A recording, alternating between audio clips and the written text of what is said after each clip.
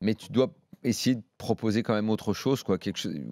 Au moins quelque chose qui ressemble à une tactique, quoi. Je dis pas offensive, parce que bon, tu as opté pour on attend et on voit s'il n'y a pas un contre. On l'avait plutôt anticipé dès la semaine dernière que ça se passerait comme ça.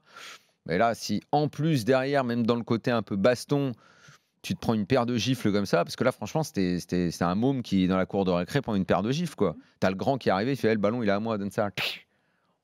Mais c'est souvent comme ça que ça se passe, Daniel, en Coupe d'Europe. C'était les jeunes garçons de Strasbourg, quoi, les jeunes puceaux, quoi. La semaine dernière, Jérôme, tu réfutais un peu la notion d'expérience de la Coupe d'Europe. Est-ce que mais c'est pas que ça. Non, je réfutais ça parce que c'est pas une excuse.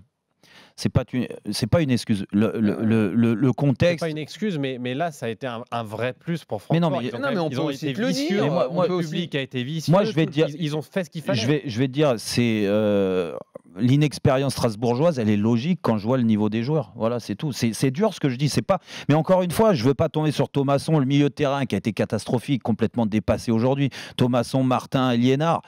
Mais ces joueurs-là ont été incapables. Il l'a dit, Thierry Laurey. Qu'est-ce qu'il a demandé avant le match sur ce qu'il nous dit en interview, c'est d'essayer d'éviter ce gros pressing, parce qu'ils allaient mettre une grosse intensité, on le savait.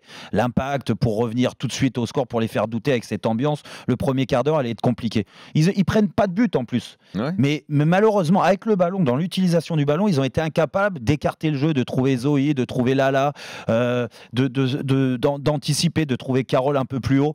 Il y a trop de pertes de balles parce que les joueurs. Mais on l'a tous connu au bout d'un moment. Quand tu prends comme ça des vagues avec la pression extérieure, l'ambiance, t'arrives même pas à te parler tellement ils chantent fort. Tu te recroquevilles sur toi, tu regardes le regard un peu dans le vide et tu te caches. Tu perds des ballons, tu perds des duels et après ça touche tout le monde. Et c'est ce qui s'est passé à Strasbourg.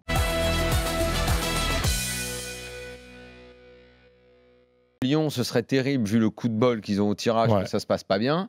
Parce que Lyon était chapeau 3. Ouais. Chapeau 3, avoir un groupe comme ça, c'est gâteau, quoi. Inter, un chapeau 3, c'est trouvé par ça et Dortmund. Tu t'assieds et tu manges, quoi. Dans un groupe comme ça, Lyon doit sortir. Maintenant, ces dernières années, Lyon, l'année dernière, ils n'ont pas été très à l'aise. Ils sont sortis dans un groupe qui était également à leur portée.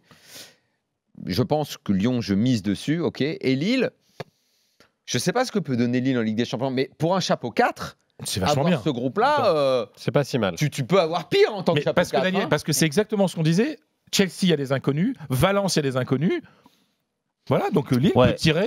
Lille n'est pas une victime sûre. Moi, si j'ai bien compris, tu es plutôt d'accord avec Daniel. Moi, les deux. Moi, je vois Paris-Lyon passer. Est-ce que Lille doit viser l'Europa League? Écoute, franchement, non, mais l'Europa League, bien sûr, ils vont marquer des points dans ce groupe. Après, de là, sortir du groupe quand tu es chapeau 4, ça doit pas arriver souvent.